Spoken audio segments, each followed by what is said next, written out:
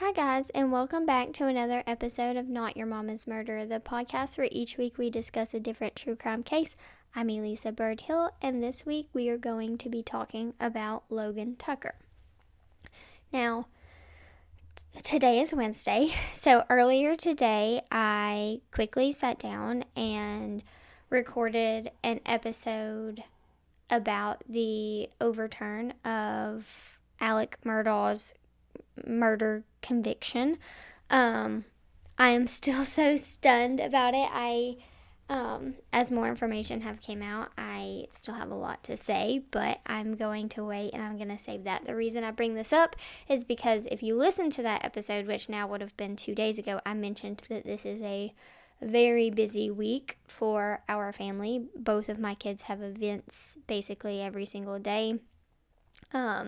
Whether for school or sports or therapy or whatever it may be. So, I say that to let you guys know that the case I'm going to give you today is going to be a little bit shorter than what I usually do. I just don't have a lot of time this week, but I still wanted to make sure I could get an episode out to you guys. And I have had Logan Tucker. It is like one of the first 5 scripts that I typed up and did the research on for you guys a long time ago when I was, in the process of planning this podcast. So it may be written a little bit differently than how I write now for the more up-to-date cases that I've done. And like I said, it is short. It's a pretty straightforward case. There's not very many people involved. And so I just figured I'd sit down, we'll talk about this case a little bit, we'll knock it out, and then hopefully we'll be back next week. A little bit of a slower week for me. Next week, we got a few days of school, and then it starts our summer break, thank goodness. I'm so ready for that. And we'll be back with just a normal full-length episode deep dive into a case. So, with that being said, we'll jump right in. And trigger warning, I'm going to have to talk about Caylee Anthony during this script, so just a heads up. On July 7th of 2002, the grandparents of 6-year-old Logan Tucker officially reported him missing to the police. This came after their own daughter, Logan's mother, was being extremely evasive when they asked questions about where their oldest grandson was. Unfortunately, it did not take police long to realize that this wasn't their first interaction with the family of Logan Tucker. And now I'm sure you see why Caylee Anthony would come up. In April of 2002, when Logan's mom, Catherine, had called the police on her own child, she reported to the authorities that she felt her son was a danger and that she was afraid of him and afraid that he would try to hurt his little brother Justin, who was 4. She said that she would constantly find him playing with cigarettes, matches, and trying to start fires. Which begs the question, where was he, quote, constantly finding those things, and how does he know how to use them? My 9-year-old, if you asked her to try and start a fire, would probably start building like a stick teepee, and she's only learned that from camping. So beyond that, it would probably come down to rubbing 2 sticks together, if we're being honest. Anyways, she went on to say in this call that she was worried that she would be forced to do something she didn't want to do to Logan in order to protect her younger son. Following this call, there was a call to a crisis hotline, and this call prompted both Logan and little brother Justin to be removed from the home and taken into custody by the Oklahoma State Department of Human Services, which from here on out I will refer to as DHS. Unfortunately, just a few days later, the boys were both returned home to their mother, where she lived with a roommate named Melody Lennington. In June of 2002, Catherine called for help again in regards to Logan's out-of-control behavior with fire. A DHS worker confirmed to Catherine that they would place Logan in a psychiatric hospital for an evaluation, but there would not be an opening for another 4 days, so they would just have to wait. Catherine became agitated and impatient when she learned that she could not get rid of Logan as soon as possible, When a DHS worker came to speak to Logan before he was admitted, he was described as being friendly and very well-mannered. Catherine, when learning that this is how he appeared to them, shouted at them, "You people never listen to me. He is a child murderer and a house burner, and you won't do anything about it." Now, where she got child murderer, I have no idea, because she had never made any claims about him harming anyone, including his brother. She said that she was afraid of it, but never any claims of it actually happening. It is assumed that on June 22nd, the day before DHS was supposed to pick up Logan to take him and admit him for that evaluation, was the last day he was seen alive. When questioned by police, Melody said that she tucked Logan and Justin into bed on the night of the 22nd, and they were both sound. She continued by saying that between 3 and 4 in the morning, she was awoken by Logan screaming and crying. Catherine explained this away by at first saying that Logan was sick and she was taking him down to the basement. Which, why is your sick kid going to the basement? Not sure. Then in the morning, her story changed, and this time, the dramatic episode Logan was having was a result of DHS taking him a day earlier than they originally planned, at 3 o'clock in the morning. Make it make sense. Another story that was told at some point is that Logan was with his father when, in fact, Logan had never had any contact with his biological father. I can't believe that Casey Anthony did not think of that. It has never been publicly released who Kaylee's father was. So when she was going through all of these stories of, oh, she's with my mom, she's with Zanny the nanny, she's here, she's there, I cannot believe that she did not think about saying, oh, she's with her dad, knowing that they would have no way to track down Kaylee's father because it was never public information. I don't even know if her family knows. Casey may be the only one who knows who Kaylee's father was, but I actually am stunned that that was not something that she came up with during her tour of lies she did. Moving on with Logan's story. On the morning of June 23rd, Melody reportedly saw a visible bruise on Catherine's arm, and Catherine claimed that that was a result of Logan's tantrum the night before. Melody also said that she didn't note that there was a blue suitcase missing from the home, but she originally didn't think anything of it. The following day, on June 24th, Catherine asked her boyfriend if she could borrow a shovel. Again, hello, Casey Anthony. Anyways, she told him that she needed the shovel to plant some wildflowers. He lent her the shovel, and she had it for the entire day of the 24th and then returned it that night. When she finally sat down with police, Catherine told many outlandish stories. First, she said that Logan was admitted into an institution and that DHS had him, as if the police couldn't easily verify that through authorities.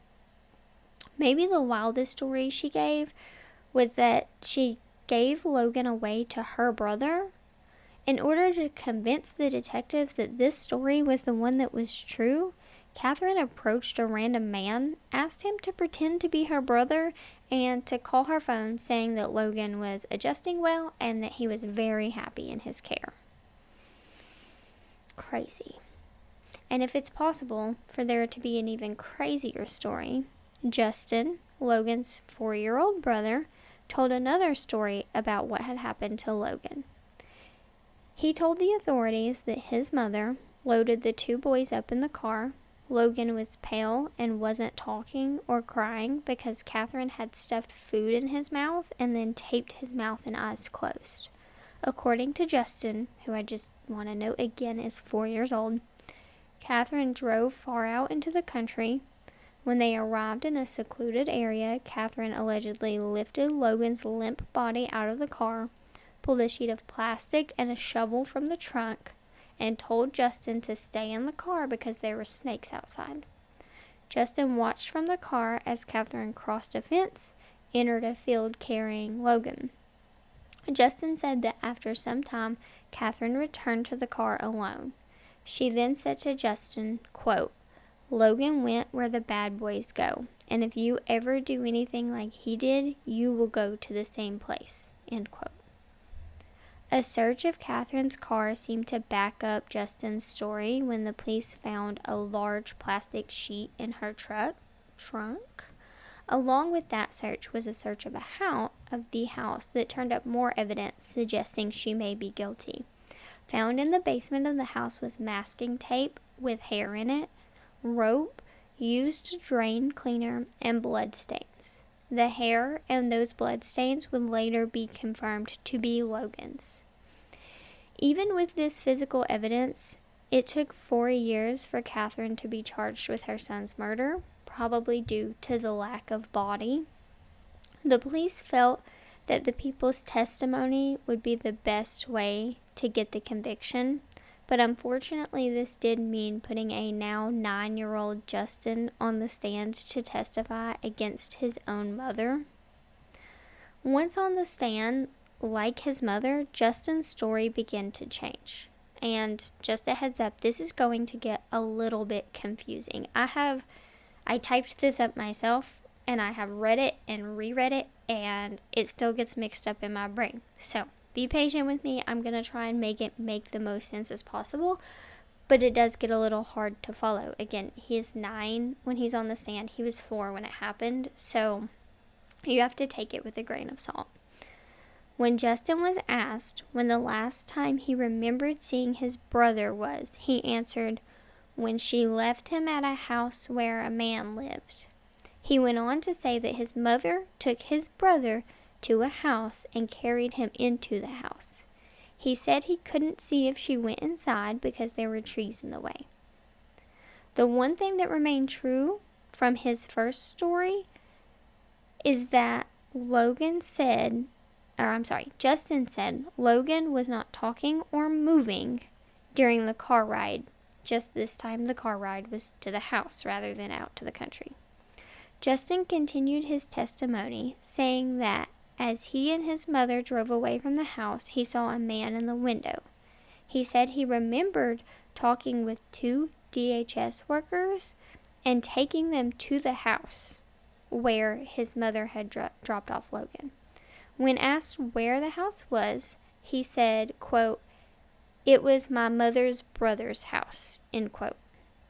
He did say that even though he remembered talking to those DHS workers and different investigators, he didn't remember what he had said to them, and he never remembered mentioning a shovel or plastic. 2 videotapes from 2002 were shown to let the jury know exactly what Justin had said back then. One was recorded on July 9th of 2002 and the other on July 15th of 2002. This is the only time during the trial Catherine showed any sort of emotion. Others in the courtroom also struggled with the video of a playful 4-year-old talking about never being able to see his just one brother. Both videos depict Justin talking to a police officer and 2 DHS workers and saying, quote, "His mother's brother took his brother far away," end quote. When asked why he was saying that now, when earlier in the day he had said that he never met his mother's brother, Justin said that his mother reportedly told him her brother took your brother far away. So, even back when he was 4 years old on this tape, he's saying what he's saying now on the stand. So you would think that those would be the true statements. However, when he's asked why his story changed, he says that his mom told him what to say. His mom told him, "Oh, my brother took Logan away." Even though more likely when it was fresh and he talked to the police and his mom didn't have a chance to influence him, what he said about her carrying him out into the field over a fence, that was probably the true opinion. my opinion, allegedly. Anyway, once Justin's testimony continued, he did say that Logan was sick the last time he saw him. He said that he was taken away because he had been bad on the last day he saw him, and he was in trouble for lighting a match. Ultimately, even with the discrepancies in Justin's testimony, the jury found Catherine guilty of first-degree murder, and in October of 2007, over 5 years after Logan Tucker was last seen, she was sentenced to life in prison without the possibility of parole. The roommate Melody and the boyfriend who gave her the shovel were assumed to be innocent and were never charged. Both the roommate and Catherine's parents said that they thought the length of the sentence was justified and that she got what was coming to her. Her own mother went on to say that she was glad her daughter was off the streets and couldn't harm anyone else. As I said, this story has so many similarities to Casey Anthony. It is so sad to me how many stories there are of mothers killing their own children. You know, I have said it since the beginning. Chances are, if you're listening to this here in the early stages, you were probably close to local to me, so you're probably also familiar with Megan and Evelyn Boswell. I've said from the beginning of that case that Megan took notes from the Casey Anthony case. She saw Casey get away with killing her daughter. And if you don't agree with that, I don't know that this is the podcast for you, because Casey is guilty. I think that Megan copied her. And clearly this case in 2002 would have came before that.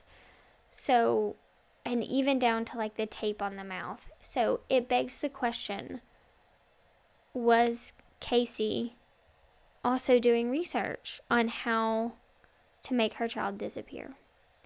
You know, I think that when it comes to Casey, most people agree that she is guilty. It's how guilty she is that gets people hung up. And I think even the jury was confused on, you know, the terms of finding her guilty and what that meant and things like that. But I think people struggle with, did she snap in the moment because her toddler made her angry? Was it premeditated? Things like that. This murder of Logan Tucker seems very premeditated to me, in my opinion. It doesn't seem like, with the exception of the shovel, I mean, she would have had to have had plastic. She had a plan. My one question is, why did she take Justin too? Especially if it was at 3 to 4 o'clock in the morning. Why couldn't she just leave Justin sleeping peacefully at home? Her roommate was there. He wouldn't have been alone.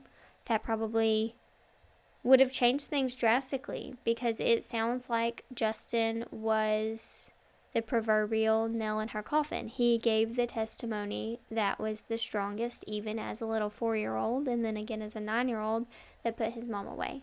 So had she just left him at home, I don't know that she would have been convicted. I'm glad that she was. I'm glad that her son got justice. It makes me very sad to see so many cases like this. And I'll be honest with you, child murders are going to be few and far between for me to cover, because they are a hard topic. It's not very fun. It's never fun for anyone, but especially as a mother, it's just not the type of case that I like to talk about. Like I said, I've had this one ready to go for a while. I picked it because I needed a nice short case for this week, and it accomplishes that. And it is important, as always, for Logan's story to be told. So yeah, I hope that Justin is doing well. I believe I read, I did not put it in the script, I'm sorry. I believe I read that he went to live with his grandparents, his mom's parents, the ones that reported Logan missing. So I hope that he is doing well. He would be an adult now. And so I hope that he has healed and gotten therapy from whatever trauma he endured, along with the jury. I don't know if you guys have seen, but the Athena case, the FedEx driver, Tanner Horner, the jury had to essentially listen to her rape and murder, and they brought in mental health professionals for the jury members because that was so intense. So I hope that the jury that had to watch little tiny Justin give his testimony, I hope that they got the help and counseling that they need, along with Justin and the grandparents too. So I think we'll go ahead and wrap this one up. Happy Friday. I hope everyone has a great weekend, and we'll be back next week.